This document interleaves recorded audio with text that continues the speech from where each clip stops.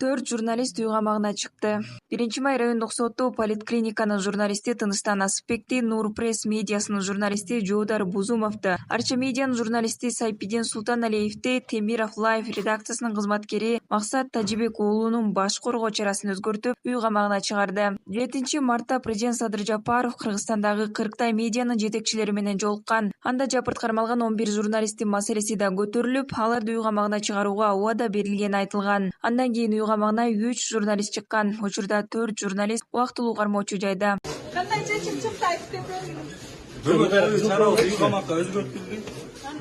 Баарыбыз өзгөртүлдү. 4 кишиники.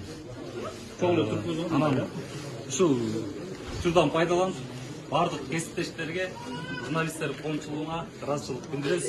Анткени бизден кабар алып, кат жолдоп, тамак аш киргизип, абалыбызды сурап